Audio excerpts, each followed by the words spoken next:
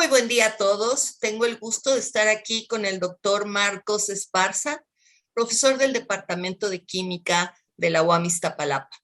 Voy a decir una pequeña semblanza del doctor Esparza antes de platicar con él algunas cosas. Él estudió su licenciatura y su posgrado, el doctorado incluido, en la UAM Iztapalapa, y se especializó en sólidos, en materiales mesoporosos ordenados, tanto en la simulación de estos como en la caracterización de los sólidos porosos por técnicas de absorción. Ha realizado varias estancias en la Universidad de San Luis en Argentina, con el grupo del que fuera un querido profesor en la UAM, el profesor Georgios Gravlich, que son expertos en métodos Monte Carlo para las simulaciones de los procesos de absorción en materiales mesoporosos. Marcos tiene 25 años trabajando en la UAM Iztapalapa y ha recibido varias distinciones. Una de las que más está orgulloso es de haber obtenido la medalla al mérito universitario por sus estudios de licenciatura. También ha recibido la distinción y la mantiene de ser integrante del Sistema Nacional de Investigadores.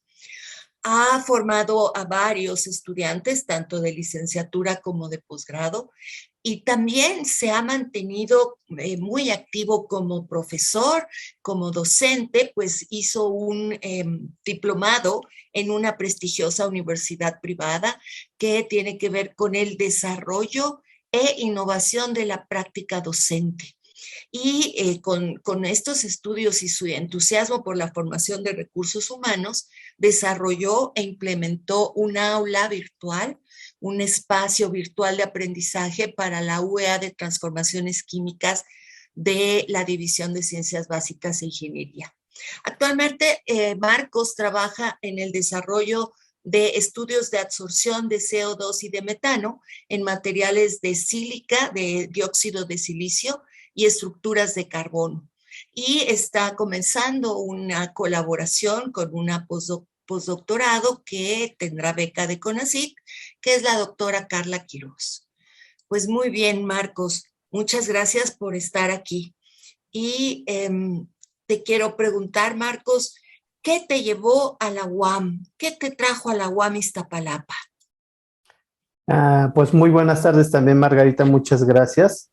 Pues yo básicamente decidí estar en la UAM Iztapalapa porque mis estudios anteriores, lo que fue prepa, secundaria, yo viajaba bastante. Cuando éramos pequeños, mi padre tuvo la fortuna de obtener una casa, pero muy, muy lejos, cerca de la salida a Puebla.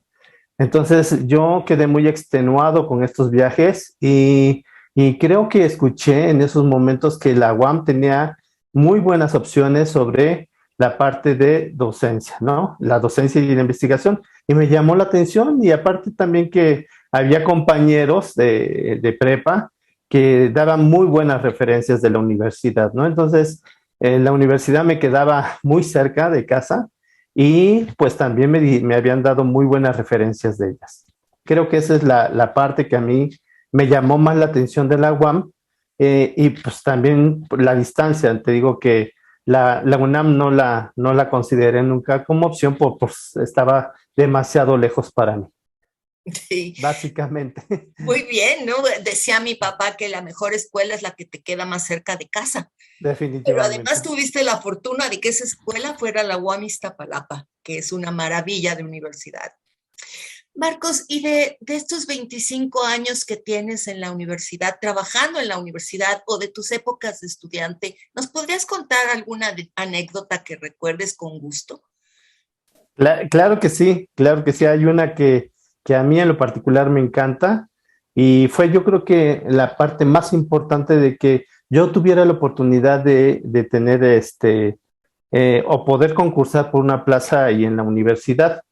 Yo recuerdo que alguna vez con el doctor Mayagoita, que era nuestro jefe en ese entonces en el área de fisicoquímica de superficies, era una persona muy inteligente, ¿no?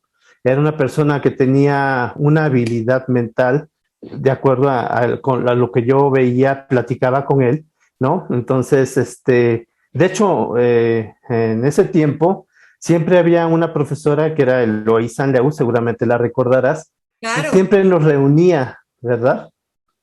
Nos hacía reuniones con todos los profesores y entonces eso para nosotros como que era algo muy importante, ¿no? Que fuéramos tomados en cuenta, porque siempre se ha dicho que la universidad es una universidad muy joven. Entonces nosotros, para mí era muy importante tener ese acercamiento con todas las personas o los que eran más reconocidos. Nosotros sabíamos entre los compañeros quién era el líder de cada una de las áreas de que conforman a nuestro departamento, ¿no? Entonces, el escuchar de que iban a estar presentes y estando conviviendo con nosotros era muy emocionante. Cuando yo decidí estar en fisicoquímica de superficies, pues sí, yo escuché que la parte líder de esa área era el doctor Vicente Mayagoitia, por cuanto a que tenía una prestigiosa carrera, era una persona, como te comentaba, muy hábil mentalmente, muy inteligente, y esa parte me llamó mucho la atención.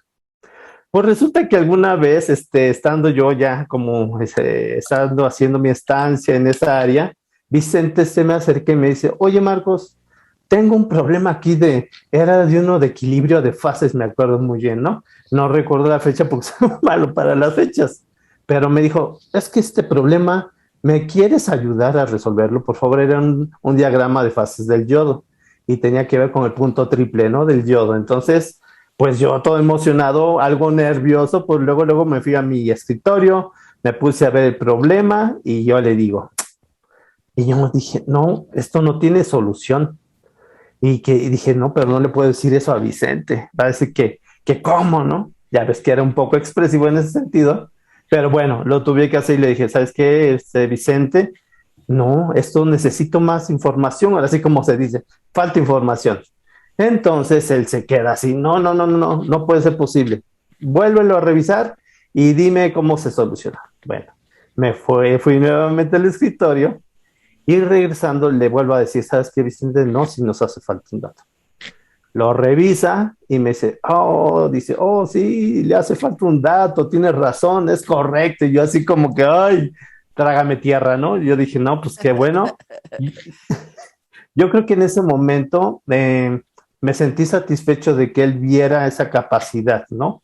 El sentirme que yo era una persona competente por ese pequeñito detalle.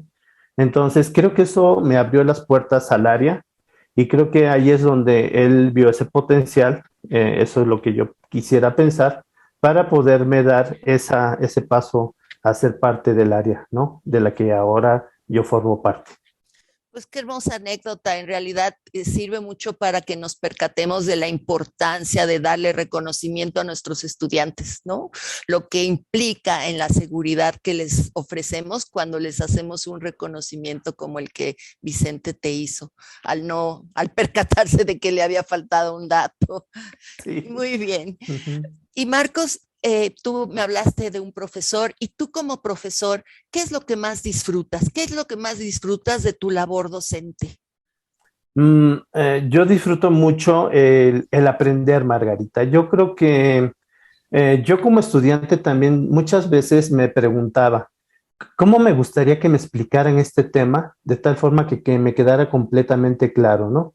Y creo que esa ha sido la pregunta o la fórmula que yo he estado utilizando durante todos estos 25 o un poco más, ¿no? Sabes que generalmente uno empieza como ayudante de profesor, y siempre estamos preguntándonos, ¿cuál será la mejor manera de poder hacer que los alumnos puedan entender este concepto? ¿Cómo podemos apoyarlos en que adquieran esos conocimientos? Entonces, ese ha sido, digamos, mi constante durante todo este tiempo, ¿no? Tratar de ser muy aplicativo en mis conocimientos y por supuesto que el mejor premio en esta labor docente es estar escuchando en cada momento de parte de los alumnos y alumnas ese reconocimiento, ¿no? Yo no dejo, cada vez que termino un curso y me dicen los chicos, profesor, va a dar la siguiente materia, ¿no? Porque saben o porque creo que en ese sentido reconocen mucho tu esfuerzo, tu entrega, tu capacidad de estar atendiendo. Como bien lo dijiste, Margarita, yo creo que es muy importante estar atentos a esos pequeños sentimientos de los chicos que les gusta que los tengan en cuenta, que los escuchen, que estén siguiendo todas sus inquietudes y que podamos darles respuestas certeras a muchas de sus dudas, ¿no? Entonces, ese empate con los alumnos, con las alumnas, es lo que siempre hace que uno se esfuerce cada vez más, ¿no? Y yo creo que no he perdido ese espíritu porque siempre, siempre se está reconociendo tu labor, ¿no? Creo que es el mejor premio de docencia que existe en la universidad, en esta carrera tan maravillosa de la parte docente, y que pues sí, sí me siento muy orgulloso de que desde que fui ayudante, siempre me estuvieron buscando, siempre me buscaban, ¿no? Tú sabes que siempre hay de los chicos que se pasan la voz y saben, y te dicen, no, pues inscríbela aquí con el profesor, ¿no? Inscríbela acá, ¿no? Entonces ellos saben muy bien esa parte, ¿no? Eso es algo que a mí me llena mucho de orgullo, ¿no? De hecho, también ahorita mi hijo que está terminando la licenciatura en física ahí, muchos de sus compañeros conocen de mi trabajo y creo que eso como padre también me llena mucho porque pues mi hijo ve ese reconocimiento por parte de sus compañeros, ¿no? Que luego le hablan de mí. Eso es Ah, muy, muy padre. qué padre, Marcos, qué padre. Gracias por compartir eso. Marcos, sobre tu línea de investigación, ya mencionamos algo en la semblanza, pero cuéntame tú cuál es tu principal línea de investigación y cómo llegaste a ella. Muy bien, sí, claro que sí. Mira, yo cuando entré al área, me dieron a leer la tesis del doctor Isaac Horkhauser, ¿no? Y a partir de eso, yo empecé a conocer la técnica de absorción como caracterización de materiales, de su estructura, su área superficial específica, el tamaño de sus poros. Y me gustó mucho, me gustó y me llamó la atención que una técnica tan sencilla o que de alguna manera tan sencilla pudiéramos obtener ese tipo de parámetros a nivel microscópico. Entonces, esa fue mi primera parte. Con el paso del tiempo, yo tuve como que una inquietud más, ¿no? Porque eso es algo que yo también tengo. A veces me siento que no me quiero estancar en una sola cosa y que hay que ir evolucionando un poco a lo largo de la vida. Entonces, cuando llega una primera alumna de doctorado a querer hacer su carrera conmigo, su doctorado, se me ocurrió hacer el tema de absorción de CO2, cosa que era muy independiente de lo que yo empecé a hacer en mi línea de investigación en doctorado. Entonces, eso me llevó a adentrarme a otros aspectos diferentes de la absorción, incluso aspectos de caracterización de los materiales, porque yo, la primera parte de mi tesis, a mí me daban los materiales y yo nada más caracterizaba. Pero yo después dije, no, yo quiero hacer los materiales, ¿no?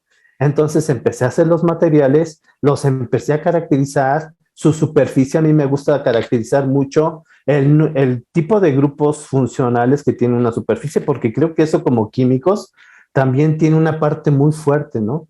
Conocer o tener ese detalle fino de la interacción de los grupos presentes en una superficie con diferentes gases, porque creo que es un tema que está ahorita también muy de moda, digamos, si me permiten la palabra, porque son técnicas mucho más económicas que las técnicas crioscópicas para absorción de gases y purificación de gases. Pero también me llamó la atención el otro gas, que es el gas de metano, y ambos también están representando una gran problemática con el efecto de invernadero, y creo que esa es una primera apuesta, ¿no?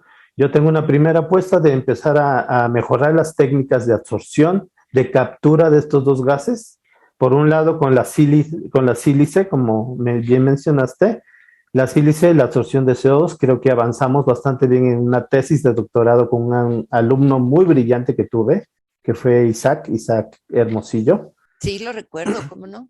Y luego con la profesora, la doctora Carla, vamos a empezar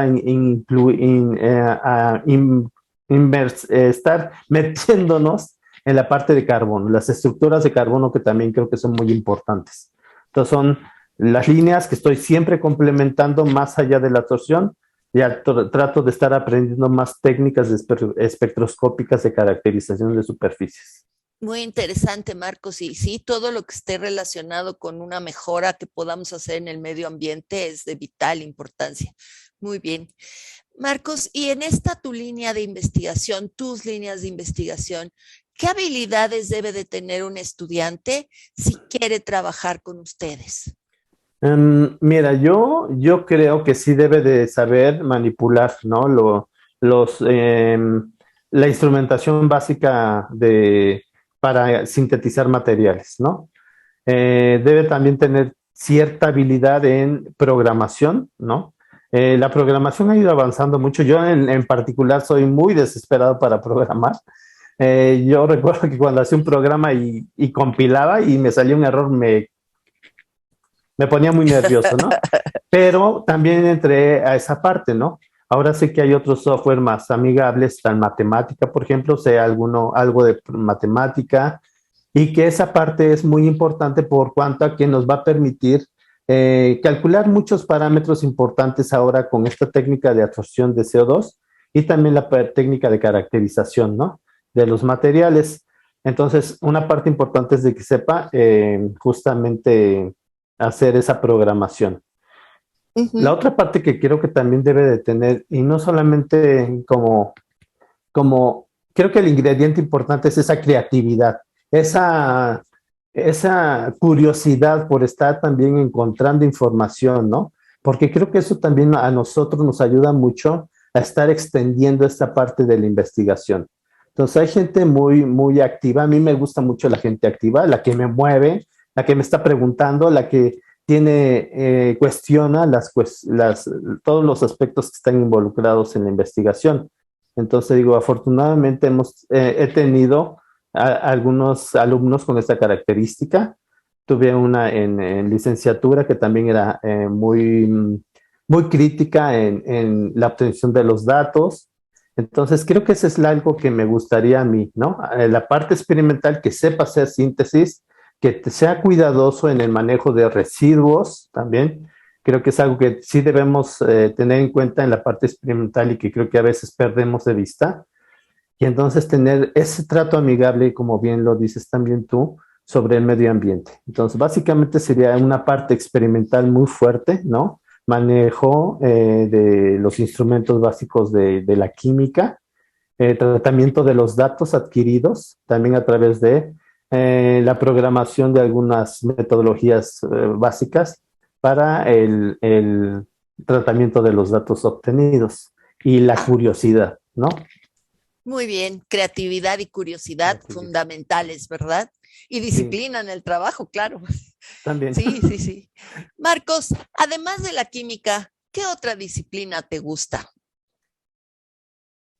Pues fíjate que a mí también me gustaron mucho las matemáticas, ¿no? Para mí fue muy duro el inicio de la UAM.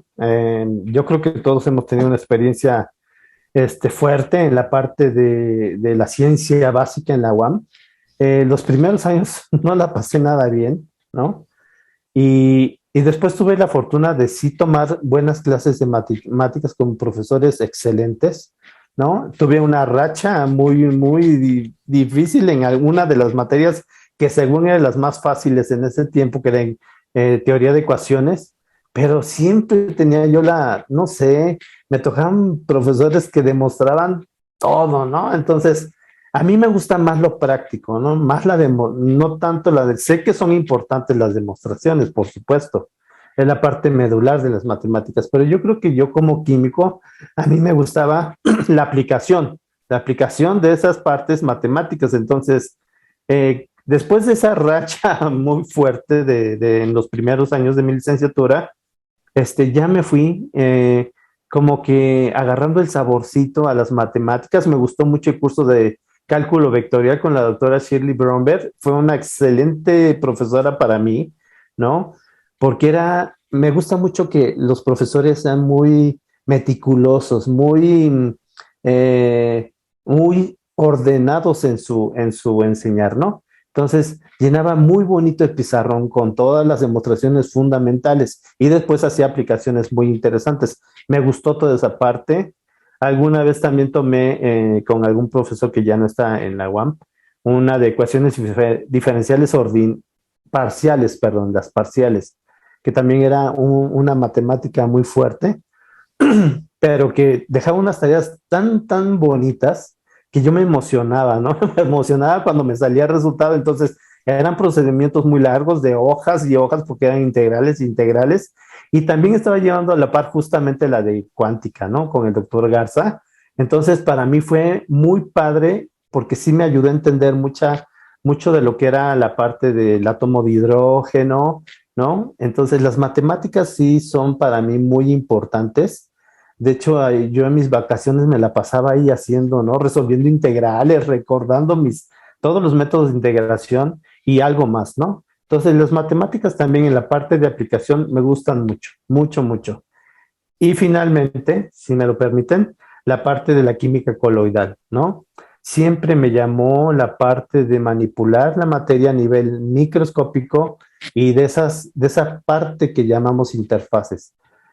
Cuando leí todos los trabajos de Matijevi, que fue un profesor o un investigador, pero líder en la parte de coloidal, me empecé a hacer yo mis propios materiales coloidales, principalmente las esferas de Stover, ¿no? Las famosas conocidas, las famosas esferas de Stover. Esa parte también me apasiona mucho. Muy bien, te agradezco mucho este tiempo que nos has dado, Marcos. Al contrario, muchas gracias, Margarita. Me da mucho gusto que hayas sido tú la que me ha entrevistado. Creo que también reconozco toda tu labor, ¿no? Sé que has sido también una buena profesora, he escuchado muy buenos y me da mucho gusto que me hayas entrevistado, sinceramente.